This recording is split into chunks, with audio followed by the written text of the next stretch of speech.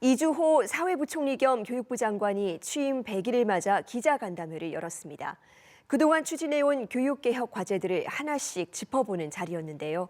이 간담회에서 어떤 이야기가 오갔는지 먼저 영상 보시고 교육부 출입기자와 자세한 얘기 나눠보겠습니다.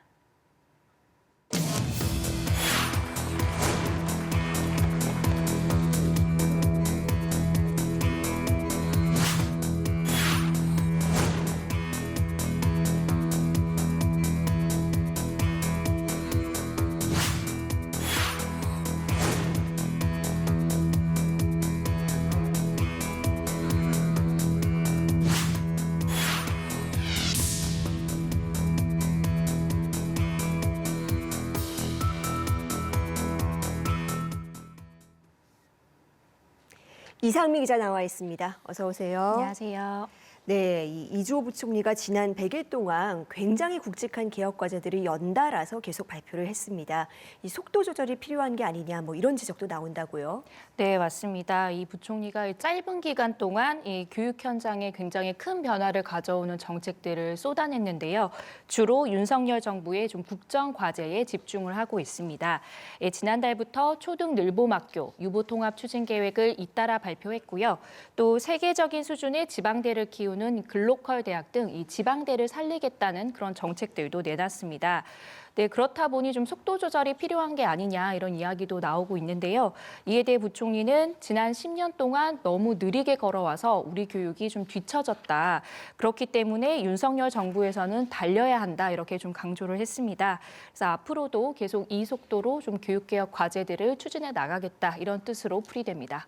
네, 이 속도 조절보다는 강력한 추진 의지를 다시 한번 확인했습니다. 하나씩 살펴보겠습니다. 이 어린이집과 유치원을 하나로 통합하는 유보통합 정책이 지금 현장 반발에 부딪히고 있습니다.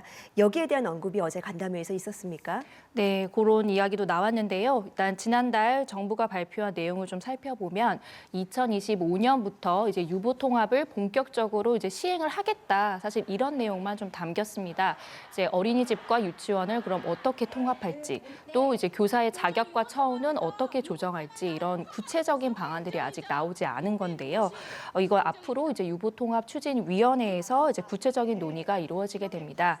여기에 대해서 이제 이 부총리는 이제 모든 가능성을 다 열어두고 이제 소통으로 최선의 해법을 찾아가겠다 이렇게 강조를 했습니다.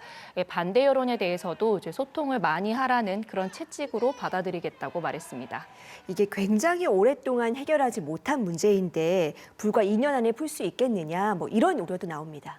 네, 부총리가 이제 유보통합은 이제 굉장히 우려가 많은 이슈라는 것은 잘 알고 있지만 좀 이번에는 할 수 있다 이런 자신감을 보였는데요. 일단 이 유보통합의 가장 큰 장애물이었던 이제 부처 간의 협의가 일단 원만하게 잘 이루어졌다는 점을 꼽았습니다. 이 복지부의 양보로 이제 교육부를 중심으로 한 유보통합이 이제 추진할 수 있게 된 만큼 유보통합의 기반은 마련이 됐다라고 설명을 했고요.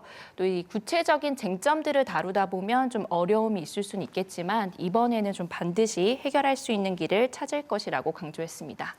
네, 이번엔 대학으로 한번 가보겠습니다. 이 등록금 동결 기조에 대해서는 변함없다라는 입장을 다시 한번 강조했다고요. 네, 그렇습니다. 정부가 지금 다양한 좀 개혁 정책들을 추진하고 있기 때문에 대학에서 굳이 등록금을 올리지 않더라도 좀 급한 불을 끌 수가 있다라는 겁니다. 정부가 지금 추진하고 있는 개혁 정책들은 크게 세 가지입니다. 이제 규제를 풀어서 대학이 다양한 재원을 좀 확보하고 또 재정 개혁으로 국가의 재원을 대학에 더 많이 투입을 하겠다는 겁니다. 그리고 이 재정 운용의 칸막이를 없애서 대학이 이 돈을 좀 효과적으로 쓸 수 있도록 하면 이 재정난을 어느 정도 해결할 수 있지 않겠냐라는 건데요. 그러면서 이제 내년까지는 등록금 인상에 대해서 생각하고 있지 않다. 이렇게 다시 한번 강조를 했습니다. 일단 이제 개혁을 추진해 나가면서 정말로 등록금을 올려야 할지를 좀 지켜보자 이런 제안도 했습니다. 네, 대학 관련해서는 지금 규제를 굉장히 완화하는 방향으로 가고 있습니다. 그런데 유독 이 등록금만 예외로 두는 이유가 뭘까요? 네, 일단 교육부는 등록금 규제는 다른 이제 일반적인 규제와는 좀 다르다, 성격이 다르다 이렇게 보고 있습니다. 이제 보통 대학 규제라고 하면 국회에서 만든 법이나 정부의 시행령으로 대학 운영을 이제 규제하는 그런 내용이지만 이 등록금 규제는 학생과 학부모 그리고 이제 민생 경제와도 좀 직접적으로 연관이 되어 있다는 겁니다.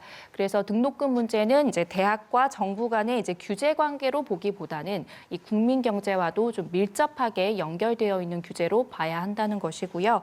따라서 이제 등록금 문제는 교육부뿐만 아니라 재정당국 등 좀 범정부 차원에서 논의를 해야 하는 문제라고 좀 설명을 했습니다. 네, 요즘 워낙에 고물가 시대고 민생 경제와도 굉장히 좀 밀접한 영향이 있으니까요. 아주 신중하게 논의를 해봐야 할 것 같습니다.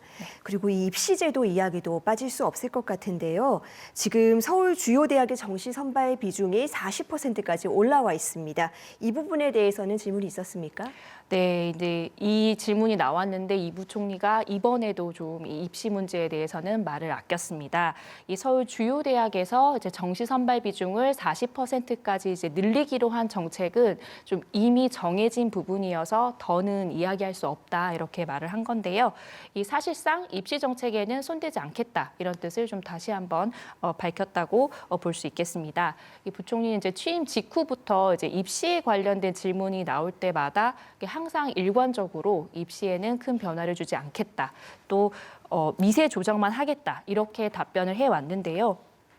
어제도 이제 등록금이나 입시 문제는 취임 이후에 1, 2년 동안은 좀 이야기하지 않겠다고 생각을 했다. 이게 내 생각이고 또 교육부의 방침이다. 이렇게 말했습니다. 네. 다만 이제 현재 중학교 2학년 학생들이 이제 치르게 되는 2028학년도 대입 제도는 내년에 좀 확정이 되는데요. 이거는 국가교육위원회와 함께 좀 충분히 논의해서 새로운 대입 제도를 설계하겠다고 설명을 했습니다. 예, 이 마지막으로 이 부총리가 임기 중에 가장 해결하기 어려운 과제로 꼽은 정책은 무엇이 있을까요? 네, 이제 정부가 유보 통합부터 이제 뭐 늘봄 학교로 이어지는 뭐 돌봄 정책이나 또 지방대를 살리는 대학 정책을 좀 추진하는 데 있어서는 굉장히 좀 거침없는 행보를 보이고 있는데요. 다만 이제 학교 수업 교실을 바꾸는 개혁은 난제 중에 난제로 꼽았습니다. 이주호 부총리가 이제 처음 장관으로 재임하던 시절에 추진했던 정책들이 좀 현장에 안착하지 못했던 그런 사례들도 있어서 좀 더 고민이 깊다라고 밝혔고요. 이제 그럼에도 불구하고 이제 잠자는 교실을 깨우고 또 이제 교실을 되살리지 않으면 안 된다 이런 좀 절박함이 있고 또 모든 아이에게 맞춤형 교육을 하기 위해서 좀 속도를 내야 한다고 강조를 했습니다. 이 학교를 변화시키는 지렛대로는 디지털 교육을 언급했는데요. 단순히 AI 기술만 도입하는 게 아니라 이제 교사의 역할을 바꾸는 그런 대전환의 수단이라고 말했습니다. 이 디지털 기술을 통해서 학교를 어떻게 변화시킬지 그런 구체적인 정책도 이제 곧 발표할 예정입니다. 예, 어려운 과제가 정말 많습니다. 이 교육개혁 과제는 올해부터 본격적으로 추진이 될 텐데 충분한 소통에 기반한 안정적인 운영 기대해 보겠습니다. 오늘 말씀 잘 들었습니다.